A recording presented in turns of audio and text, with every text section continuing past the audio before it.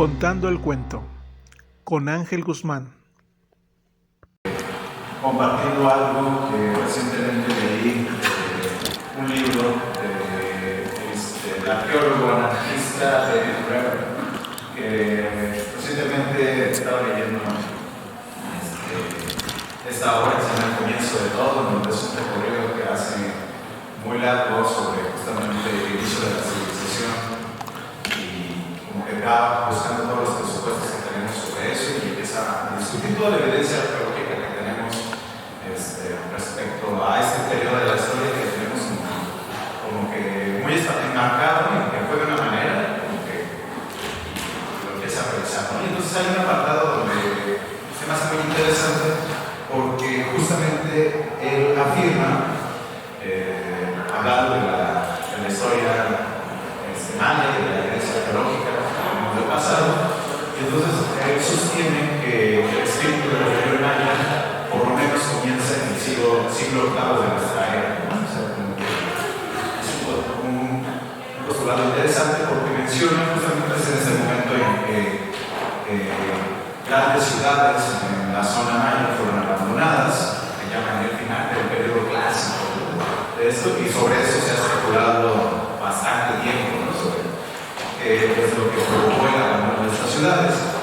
Y entonces lo que hace David Graeber, lo que él sostiene es que justamente se abandonaron estas ciudades porque colapsó el sistema político y que más bien lo que nos muestra la evidencia arqueológica es que hubo un rechazo desde ese momento para justamente autoridades que controlaran y tuvieran un fuerte poder en la región, ¿no? Entonces es un presupuesto muy interesante porque creo que es más evidente en la historia del pueblo maya la resistencia que tuvieron justamente frente a la conquista, porque los españoles llegaron, ¿no? Y estuvieron a lo largo de bastante tiempo intentando conquistar la zona, pero aunque dieron por acabado el proceso de conquista, lo cierto es que estuvieron viviendo una gran cantidad de rebeliones, ¿no? En 1546, y esto todavía continuó en el siglo XIX, porque se ha llamado la Guerra de Castas, y lo podemos continuar todavía pues, hasta el siglo XX, ¿no? Con el movimiento del ZRM.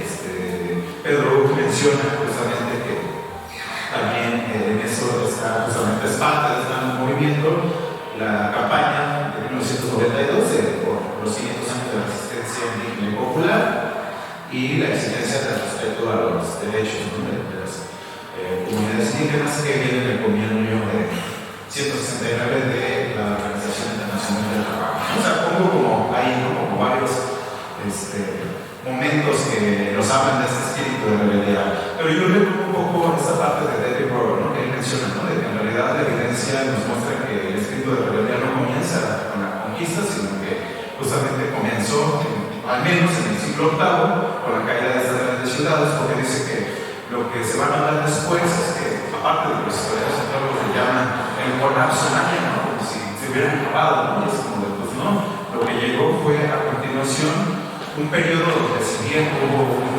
dominio urbano muy fuerte en Chichén Itzá, lo que muestra la evidencia arqueológica es que el poder político no era en realidad muy fuerte. Lo que vemos es que había un poder simbólico, ritual, ceremonial, pero que en realidad todo da cuenta que en realidad el poder estaba diseminado en bastantes colectivos de sacerdotes y guerreros, ¿no? Entonces, lo que él dice es que podemos ver que hay una resistencia desde ese momento a cualquier tipo de poder autoritario. Esta oportunidad, esta nueva oportunidad de estar aquí con ustedes y compartir esta palabra, pues muchas gracias a la doctora Luz, gracias por todas estas atenciones, gracias a Mariana, a cada quien que pues ha hecho un esfuerzo por hacer posible este encuentro. Pues muchas gracias.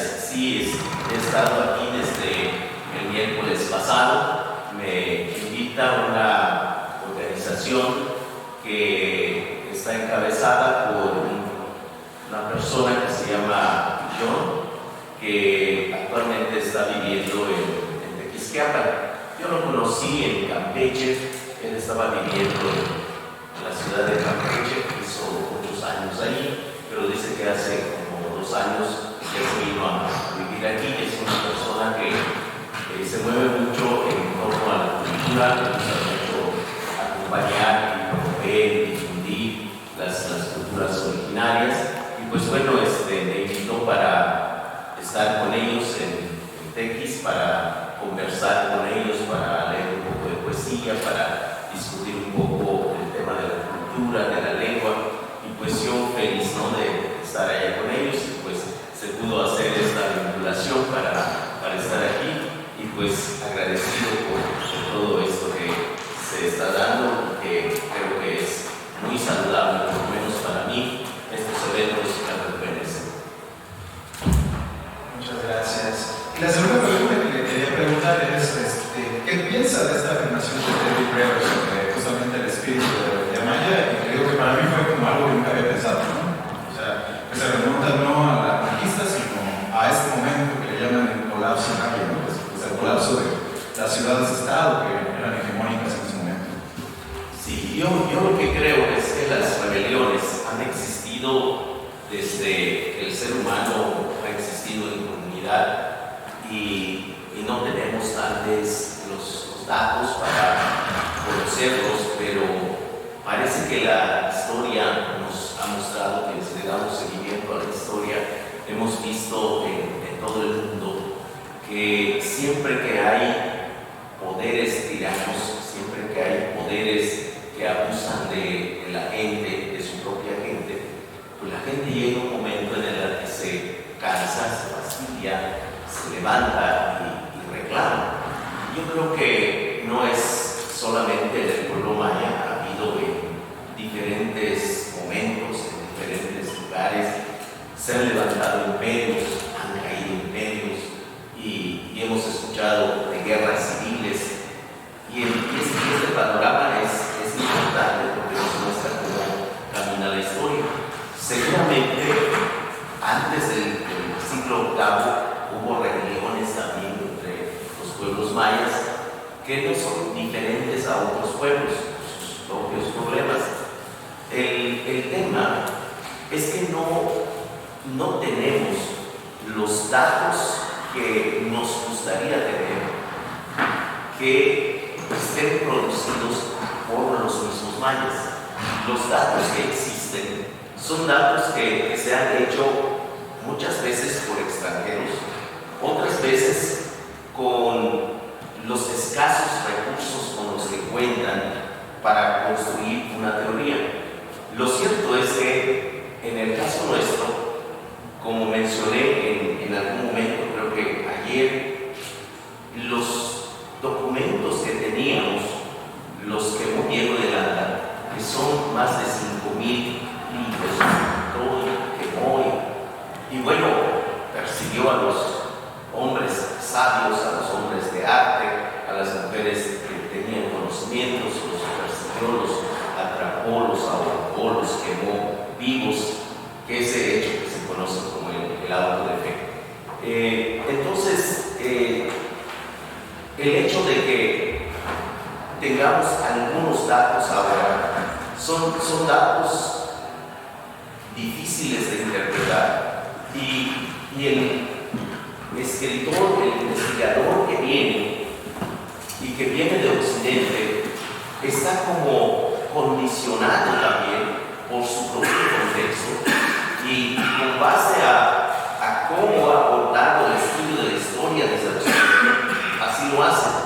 Por ejemplo, eso de clásico, preclásico, posclásico, es una cosa que nosotros no tenemos, no manejamos, es una estructura de Occidente, y así lo hacen. Y están bien los esfuerzos, son buenos. ¿Qué es lo que nos queda al día de hoy? Bueno, tenemos un códice en Madrid, tenemos uno en Francia, tenemos uno en Alemania, en Dresden, y bueno, esos códices nos muestran que la información que hay pues no nos volvería como dijeron los de la iglesia. Regresando a ese dato que dice este autor, lo que sabemos por algunas fuentes es que efectivamente hubo pues algo, le dicen ellos colapso, pero hubo una situación como una guerra civil en donde esa rebelión que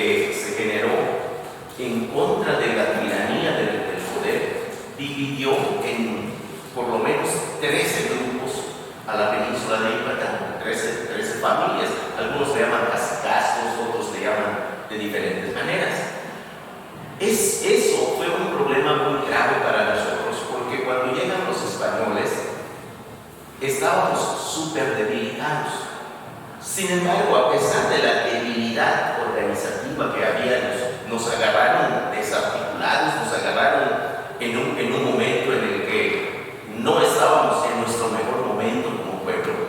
A pesar de eso, dicen que les llevó 20 años más o menos conquistar Yucatán, aunque nunca se pudo fijar una fecha para decir ya Yucatán está realmente conquistado. Nosotros decimos que no está conquistado, porque todavía estamos aquí echando ruido sobre este tipo de cosas, y como bien señalas, una de las rebeliones como muy importantes que se dieron en 1847 fue la llamada Guerra de Castas, que es un evento trascendente porque trastocó a la península. Los blancos de la península ya no sabían qué hacer. Fueron a ofrecer la península de Yucatán a Estados Unidos, a Inglaterra, andaban ofreciéndolo y vendiéndolo, pero pues estaban viendo un peligro real, porque también había como un rompimiento entre la península de Yucatán y el centro del país. Es más, la península de Yucatán tenía más relación con Cuba que con el centro del país. Entonces había una serie de situaciones allí que se dieron, que son complicadas. Nosotros pues decimos que no ha sido sencillo ni para ellos ni para nosotros. Hemos aprendido a convivir de acuerdo a la circunstancia que hasta el día de hoy tenemos. Seguimos dominados, seguimos aplastados, eso sí. Lo que puedo decir y subrayar es que el golpe que nos dieron después de la llamada Guerra de Castas fue un golpe demasiado fuerte, nos lastimó mucho, porque la candidatura de los Barbachano y de los Méndez para ganar la gubernatura de Yucatán consistía en la promesa de quién de ellos podía atrapar más indios después de la llamada Guerra de Castas, es decir, en esa zona montañosa de selva que está en Pelchen y que hoy es Quintana Roo, y que los mayas rebeldes, los Hui, se fueron cruzando toda esa parte hasta entrar a Belice, donde hasta el día de hoy hay una comunidad maya en Belice bastante fuerte, ¿no? Entonces, ese golpe que nos dieron de ir a cazar mayas y venderlos a Cuba como esclavos, nos golpeó mucho. Nos prohibieron el uso de herramientas de trabajo, se daban las herramientas de trabajo en el día y se recogían en la noche, nos prohibieron la música, nos prohibieron conceptos de justicia, de política, de filosofía, de todo ese tipo de cosas.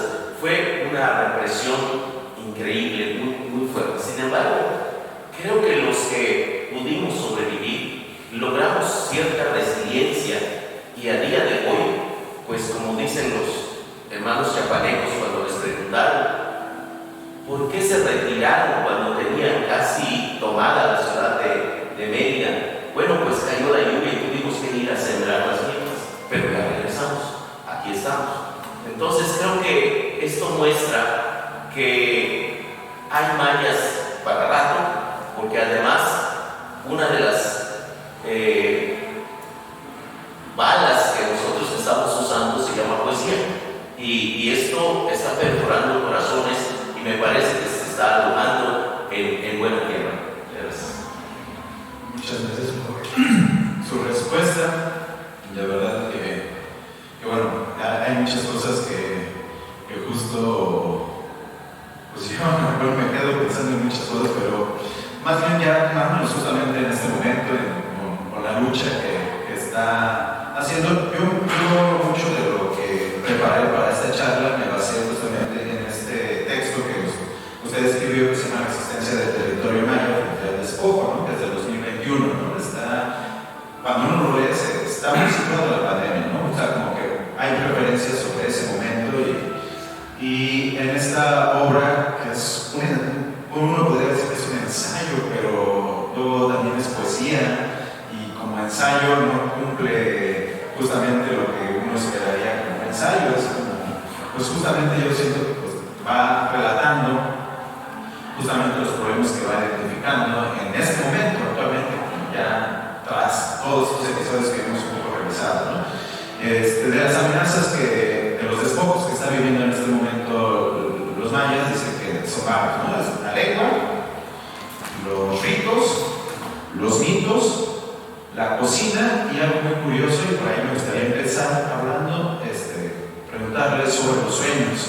Eso me pareció muy curioso, ¿no? En el texto menciona que hasta alrededor de hace 50 años todavía era común que en las familias y las comunidades mayas se designara un día específico para contar los sueños y reflexionarlos, ¿no? Entonces, yo que vengo de una tradición occidental, yo más una persona psicoanalizada, me he impresionado de lo que emerge de los sueños, ¿no? O sea, es impresionante, ¿no? Yo es como a través de una vía ya occidentalizada, pero aún así el poder de los sueños es muy fuerte. Quisiera que nos pusiera platicar sobre esto, ¿no? Y justamente cómo, desde la visión, desde cómo lo viven, desde esta práctica y lo que es potente en esto para la lucha. Sí, es parte de la educación de las familias mayas el alimentarnos del sentido, del significado y de la advertencia que hay también sobre los sueños. En el pensamiento maya o en las palabras mayas hay dos conceptos que manejamos: el Nay y el Waya. El Nay es cuando uno sueña cosas como bonitas, como alentadoras, como esperanzadoras, como artísticas o de buena noticia. Y el Wayak es cuando soñamos cosas que son tristes, que son de dolor o que son advertencias de algo que va a ser negativo para la comunidad. Y bueno, una cosa que tenía, no sé si todavía queda, pero que tenía, por lo menos a mí me tocó hace 30 años más o menos, tenía gente adulta, es que tenían como marcar las imágenes que uno sueña tienen un significado. Entonces vamos a suponer, soñaste con una culebra. ¿Qué significa? Te preguntan de qué color era la culebra. ¿Te acuerdas qué tipo de culebra es? ¿En qué posición estaba la culebra? ¿Estaba enrollada? ¿Estaba avanzando? Todos esos datos, si se acuerda uno, pues se lo va contando a la persona adulta. La persona adulta conoce el significado, el sentido, o por lo menos tiene una interpretación sobre ese tipo de imagen. Y entonces dice, esto es lo que corresponde, así te debes comportar, o en los próximos días puede pasar esto, o esto tiene un alcance a mediano plazo. Tú vas a ser una persona que vas a hacer estas cosas, no lo olvides, porque si lo olvidas, nuestros padres y madres creadores en algún momento te lo van a reclamar, y puede ser que hasta sea con algún dolor que te lo reclamen, pero justamente si ya te lo dieron para soñar, tendrías en ese sentido que estar pendiente y cada día trabajar sobre eso, porque no es que lo sueñes y que automáticamente suceda por inercia, sino es algo que tú vas a ir construyendo también en tu propia vida. Es decir, lo que te muestran es un camino donde tú tienes que hacer esfuerzos para transitar, ¿no? Entonces se le educaba a los niños en ese sentido, y uno crece pues sabiendo qué significados tienen las cosas, tanto las que son del Nai como las que son del Wayak. Creo que en español sería así como soñar bonito, y lo otro es pesadilla, delirio o no sé qué. Y teníamos también una cosa que le llamamos chuquip en maya, que es como el sonambulismo, que uno se levanta dormido a caminar, y ha pasado allá en Yucatán que antes mucha gente dormía en torno a un cenote. Hay gente que se ha caído del cenote durmiendo, y también eso tiene su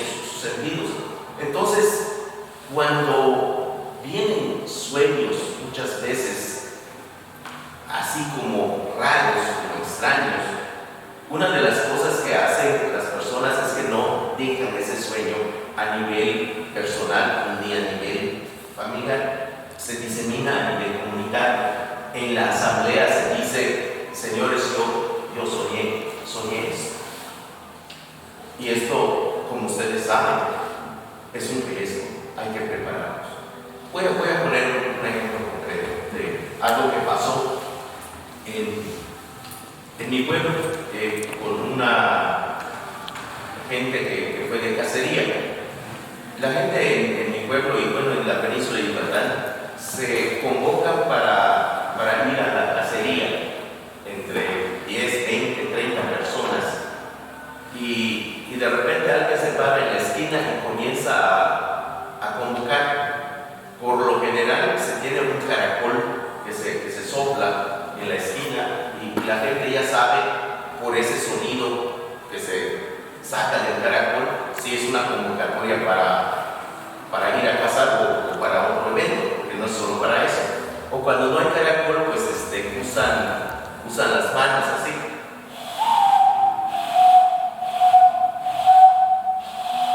Y así tienen varios sonidos que hacen y se convocan en una esquina y se van.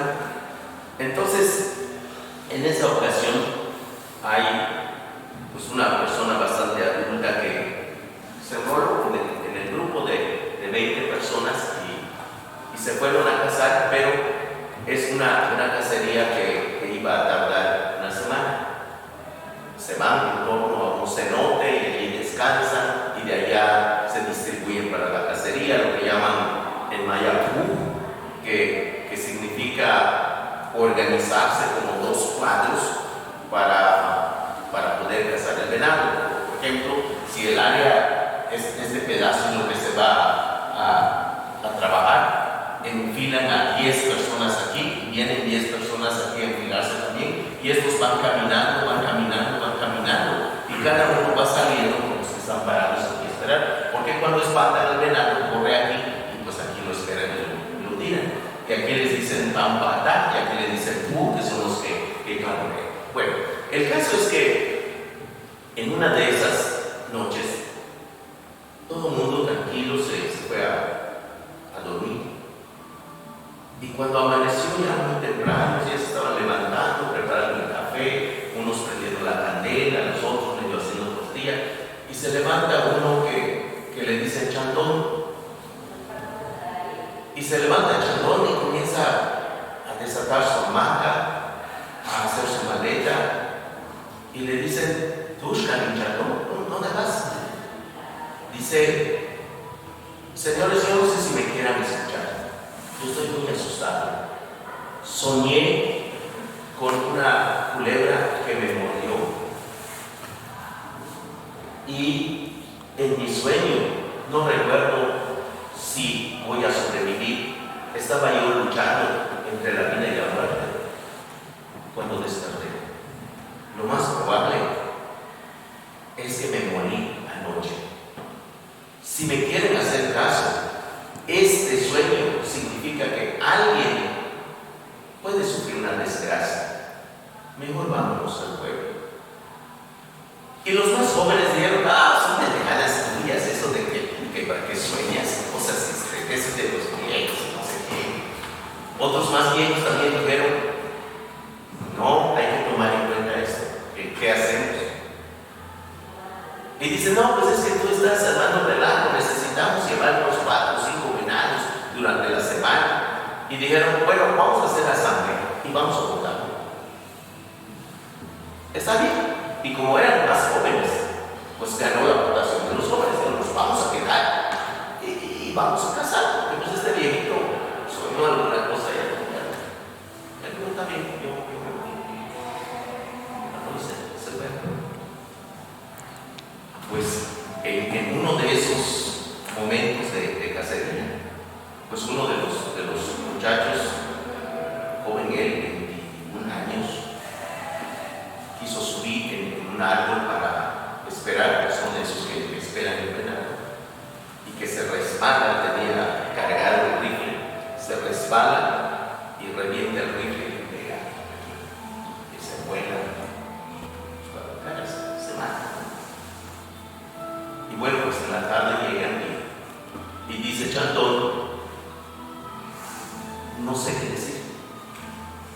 quiero decir, se los dije, pero yo sé lo que digo.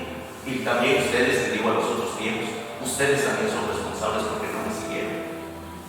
Y bueno, ese tipo de cosas estaban como muy presentes en la cultura maya, porque los sueños son el medio que usan nuestros padres creadores, eso que los antropólogos dicen dioses, nuestros padres y madres creadores usan el sueño como un medio para comunicarse con nosotros. Y no solamente en cuestiones de tragedia, también hay buenas noticias. En el caso de mi papá, que era un gran cazador también, él de repente amanecía y dice: hoy voy a ir a cazar, voy a ir solo, voy a ir a cazar, porque hoy voy a tirar seguramente un venado. Y le decía a mi mamá: pero ¿cómo sabes?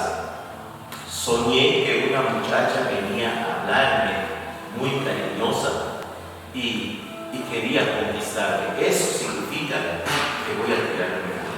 Y nunca fallaba. Iba y cazaba y traía el venado. Nunca fallaba.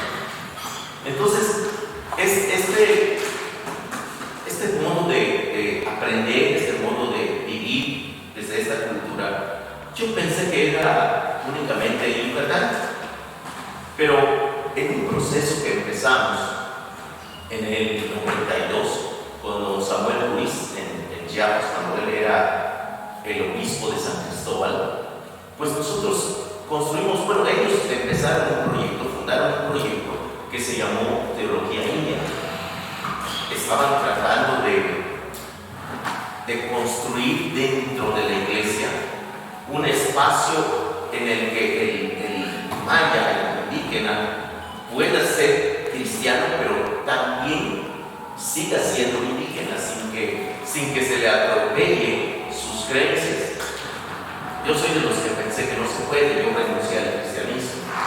No porque el cristianismo sea malo, simplemente porque pensé que a mí no me toca ser cristiano, yo soy maya, entonces me salí de ahí. Pero la idea de ellos es de que no se le violente al indígena su fe, su celebración, su creencia, su corazón, que no se le atropelle por el cristianismo. Entonces, el caso es que empezamos un proceso que don Samuel, pues generosamente, con la sabiduría que caracterizaba a este hombre, pues comenzó a guiar, y muchos otros hermanos y hermanas que estaban en el proceso.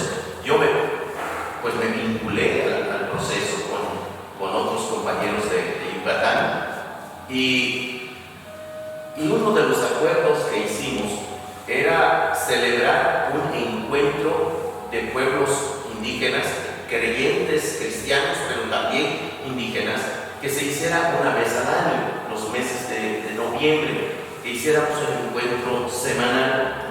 Y así lo hacíamos un encuentro en Chiapas y hacíamos un encuentro en Yucatán. Cada año, en el mes de noviembre, nos reuníamos. Y entonces los chiapanecos dijeron: el último día, la última noche del encuentro, hermanos, es una noche para soñar. Y cada quien vaya preparando su corazón cuando se acueste a dormir, para preguntarle a nuestros padres y madres creadores, formadores, formadoras, que nos permitan conocer los días que vienen, los colores que tienen el día, el agua que va a llover, el viento que nos va a tocar. Y tenían poesía esos hombres y mujeres. La verdad es que yo aprendí mucho de los hermanos de Chiapas en ese proceso, y nos íbamos a dormir con ese sentir, con ese espíritu. Y al día siguiente, el último día del encuentro, es para compartir nuestros sueños, que es un poco lo que cuento en ese material. Compartimos nuestros sueños y qué es lo que viene y qué toca hacer frente a eso. A mí me pone triste que esta parte prácticamente ya lo perdimos, porque era un canal, era una vía, era un medio que nos permitía entender todo lo que hay en el entorno nuestro, justamente porque hace unos meses leía ya en el periódico que dice que los alemanes descubrieron que los árboles se comunican entre sí, tienen un lenguaje. Yo emocionado se lo digo a un viejito de mi pueblo y me dice, qué bueno que ellos ya lo descubrieron, nosotros hace 10.000 años que lo sabíamos. Entonces, es una tristeza que cosas de esa naturaleza lo estemos perdiendo o se haya perdido, porque ahorita, con esto de que llegó la televisión y ahorita el internet, que no es malo, sino que son las herramientas que tiene la colonización y que son muy fuertes, incluyendo la escuela desde el kinder hasta las universidades. Y disculpen si eso no están de acuerdo con ellos, pero he encontrado universidades que son tan colonizadores. Entonces, eso nos ha golpeado muchísimo. Para que podamos resistir a la universidad, pues estas universidades necesitamos llegar a ellas con un corazón bien formado desde nuestra identidad y desde nuestra cultura. Bueno, el tema con el renacer o el resurgimiento o la emergencia de muchas personas que hoy comienzan a escribir en lengua maya, pues por un lado nos alegra y nos da esperanza, pero creo que la misma realidad de que algo que está en vida o que vive, pues está en un constante cambio y tiene sus ventajas y tiene sus desventajas. Los que ya estamos viejitos y que somos así como la vieja guardia, creo que la mayoría, si no es que todos, coincidimos en que es importante conservar la lengua desde su espíritu cultural y no hacer una copia y pega. Por ejemplo, esto que mencionaba sobre el saludo maya, nosotros no tenemos eso de buenos días o buenas tardes o buenas noches. Eso es occidental. Nosotros preguntamos Bishabel o Bishawanina, ¿cómo está tu camino? ¿Cómo está tu ser? ¿Estás integrado con los demás? ¿Estás saludable porque tu entorno es saludable? Es lo que preguntamos. Y puede ser de día, de noche, de tarde, pero eso es lo que preguntamos. En la idea de que la persona saludable no puede estar saludable si su entorno está enfermo. Para que esté saludable, su entorno también tiene que ser saludable porque no estamos juxtapuestos, estamos correspondidos. Cada quien está conectado con otro.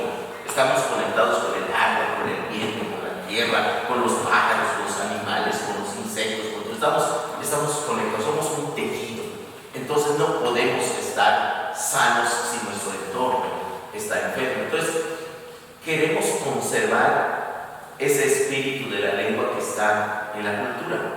Los jóvenes de ahora que están comenzando a escribir, no sé si no les gusta o no lo han entendido o quién sabe qué haya pasado, hay alguna cosa ya que pasa, pero dicen es que es un cambio generacional, dicen ellos, ¿no?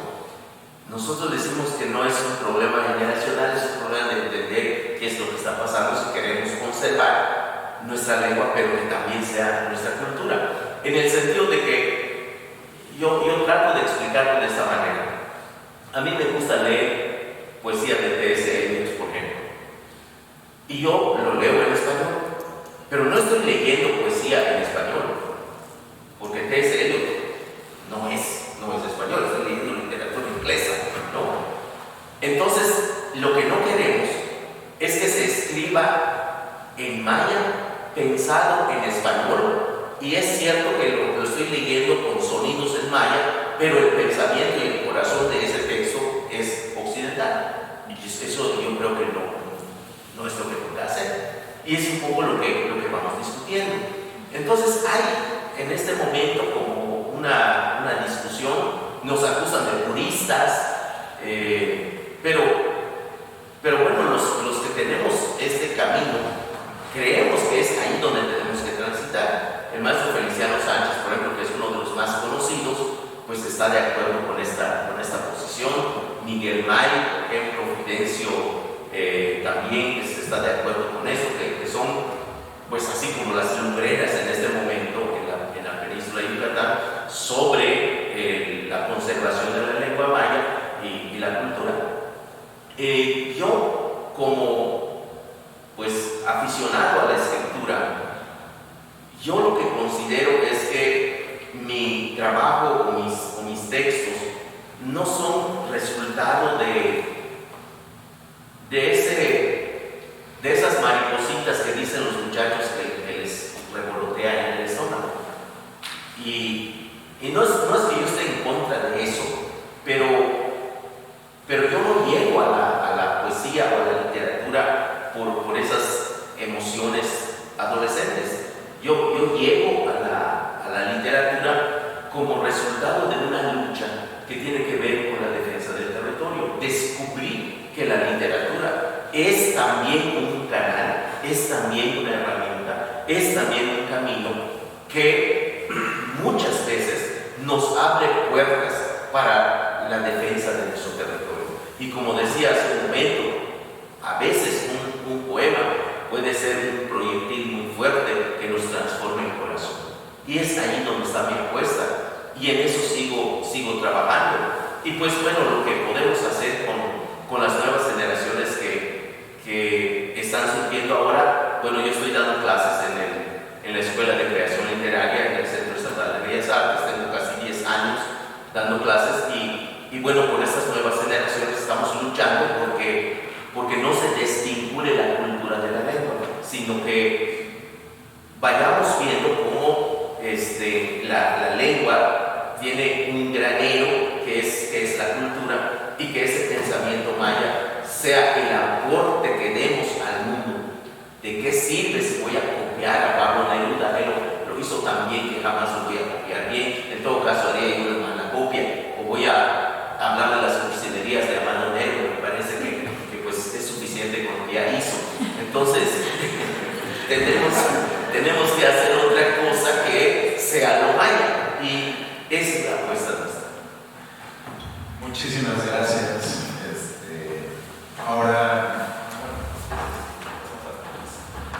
pues yo en realidad estaba igual que ustedes, muy interesadas. La práctica. Si los sentamos a escuchar sermones, vamos, creo, a fracasar. Es importante llevar a los niños a los espacios donde se construye la cultura.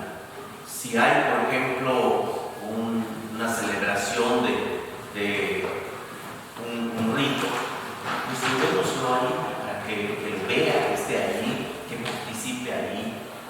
Es importante llevar al niño a la milpa para que las cosas que se aprenden sintiéndolas se aprenden fuertemente y no se olvidan.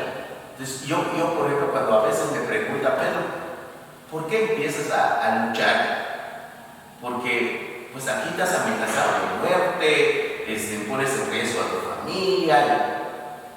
Y yo lo que les digo, lo que pasa es que mis primeros 18 años los pasé como campesino y sentí un gran amor por la tierra, por la milpa, por mi cultura, por mi lengua. Y aprendí que esa tierra que me da de comer es mi madre y así lo siento, no solo lo creo. Entonces, como así lo creo y así lo siento, cuando alguien lo daña, no puedo quedarme callado, no puedo quedarme en silencio, no puedo quedarme inmóvil frente a un daño que le hacen a algo que amo, a algo que quiero. Pero eso no me lo explicaron solamente. Tuve que vivirlo. Cuando voy a chapear, recuerdo que mi papá me decía, vas a tener que aprender a conocer todas estas plantitas. Si no lo aprendes por lo que te digo, ellos te van a enseñar. Este pica. Pues un niño, ¿no? Agarra y comienzo a arrancar y de repente siento el trancazo de la ortiga. Y comienzo a llorar y me dice, eso no lo vas a olvidar. ¿Ya viste cómo es esa ahí arriba. La verdad es que nunca lo olvidé. Entonces, cuando los niños están involucrados en el espacio donde se hace la cultura, aprenden mucho. Por ejemplo, en este rito que se llama cha-cha, que es así para solicitar la lluvia, una de las representaciones que se hacen es de poner sapos debajo de la mesa, amarrar los sapos debajo de la mesa para que estén rogándole a la lluvia como hacen los sapos. Plop, plop, plop, plop, plop, plop, plop, plop, plop. ¿Y sabes quiénes hacen eso? Los niños. Les amarran sus pies así en la mesa y ahí están 4 niños plop, plop, plop, plop, plop, plop, plop, y les gusta hacerlo también. Y es parte del rito. Y los viejos tienen vestidos de blanco como general, tienen un chicote y alrededor de la mesa van reventando su látigo representando los rayos de la lluvia. Y todo como un performance, una representación de ese mundo en donde todos aprendemos, todos sentimos, todos nos queremos y todos pensamos en lo mismo, niños, mujeres, viejos y toda la comunidad. Entonces, lo que no se dice, se mira y se siente y se traduce en un aprendizaje cualitativo. Creo que le dicen metacognitivo esos educadores, ¿verdad? Pero es un aprendizaje que va más allá de repetir